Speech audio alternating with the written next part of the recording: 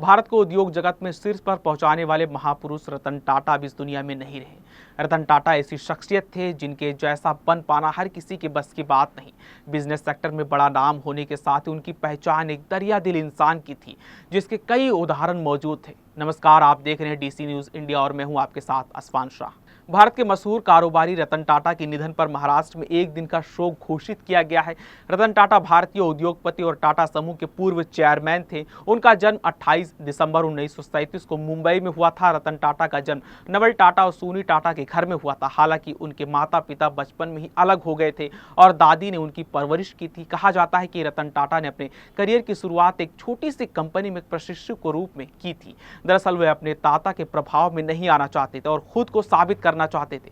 उन्होंने अपनी प्रारंभिक शिक्षा मुंबई में हासिल की और फिर आगे की पढ़ाई के लिए वे अमेरिका चले गए, जहां उन्होंने आर्किटेक्चर में डिग्री प्राप्त की। इसके बाद साल 1962 में उनकी वतन वापसी हुई और उन्होंने बिजनेस सेक्टर में टाटा स्टील के जरिए कदम रखा। हालांकि उन्होंने शुरुआत में कर्मचारी के तौर पर इसे ज्वाइन किया था और जमशेद नगर प्लांट में उन्होंने कर्मचारी बनकर काम किया और व्यापार क्षेत्र की कई बारीकियां सीखी। वे साल 1991 से 2022 तक टाटा ग्रुप के चेयरमैन रहे और इस दौरान उन्होंने बिजनेस सेक्टर में कई कीर्तिमान स्थापित करते हुए देश के सबसे पुराने कारोबारी घरानों में से एक टाटा समूह को बुलंदियों तक पहुंचाया। उन्होंने टाटा ग्रुप को बुलंदियों पर पहुंचाने के साथ ही एक दरिया दिल इंसान की इमेज भी बनाई और लोगों के लिए प्रेरणा बनी। यही कारण है कि देश का छोटा कारोबारी हो या बड़ा बिजनेसमैन या फिर बिजनेस जगत में एंट्री लेने वाला युवा, हर कोई उन्हें अपना आदर्श मानता है। रतन टाटा ने 1962 में टाटा समूह में काम करना शुरू किया। 1991 में उन्हें टाटा समूह का चेयरमैन नियुक्त किया गया।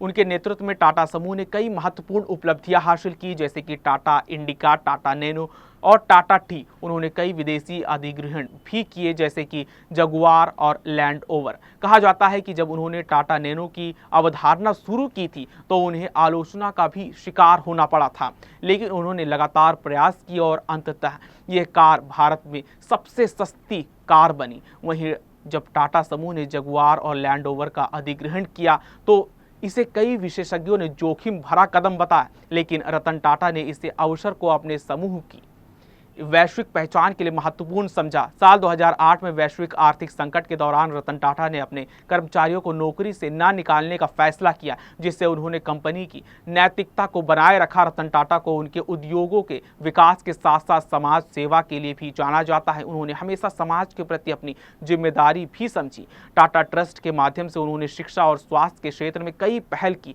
जो समाज के कमजोर वर्गों को सशक्त बनाने में मदद करती है। उन्होंने शिक्षा, स्वास्थ्य और ग्रामीण विकास के क्षेत्रों में अपना कई अहम योगदान दिया। उन्हें भारत में उद्योग और व्यापार के क्षेत्र में उनके योगदान के लिए कई पुरस्कार मिले। साल 2000 में भारत सरकार ने रतन टाटा को पद्म भूषण और साल 2008 में उन्हें पद्म विभूषण द्वारा सम्मानित किया गया। ये सम्मान देश के तीसरे और दूसरे सर्वोच्च नागरिक सम्मान है। रतन टाटा का दृष्टिकोण न केवल व्यापारिक सफलता पर केंद्रित है, बल्कि समाज के प्रति जिम्मेदारी को भी महत्व देता है। बुधवार को जब रतन टाटा के निधन की खबर सामने आई तो पूरा देश शोक में डूब गया।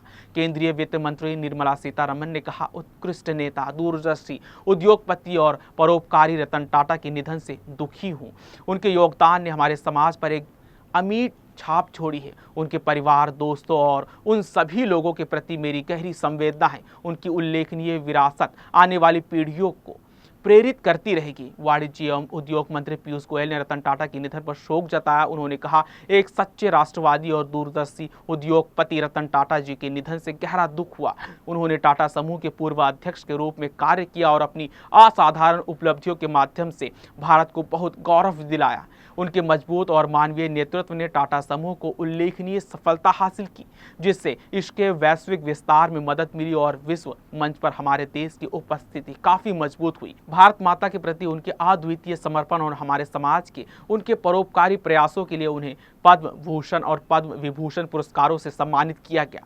उद्योगपति रतन टाटा के निधन पर महाराष्ट्र के उप मुख्यमंत्री देवेंद्र फडणवीस ने कहा, रतन टाटा जी बहुत ही सफल उद्योगपति तो थे ही, लेकिन उससे भी बड़े व्यक्ति के रूप में हम उन्हें देखते हैं। उन्होंने देश और समाज के लिए काम किया। उन्होंने केवल सफल उद्योग नहीं बल्कि एक ऐसा ब्रांड खड़ा किया जिससे हमारे देश को एक वैश्विक पहचान दी। उनका चले जाना देश के लिए बहुत बड़ा नुकसान है, 86 वर्षीय विभूति रतन टाटा के निधन पर उपराष्ट्रपति जगदीप धनखड़ ने कहा, भारतीय उद्योग जगत की एक महान हस्ती नहीं रही। उनका आत्मनिर्भर भारत के निर्माण में योगदान भारत और उसके बाहर के उद्योगों के लिए हमेशा प्रेरणादायी रहेगा। गहरी प्रतिबद्धता और करुणा के धनी उनके परोपकारी योगदान और उनकी विनम्रता उनके द्वारा अपनाए गए आदर्शों को सटीक रूप से दर्शाती है। भारतीय उद्योग जगत के दिग्गज के रूप में एक स्थायी विरासत छोड़कर जाने के कारण भारत उन्हें बहुत याद करेगा।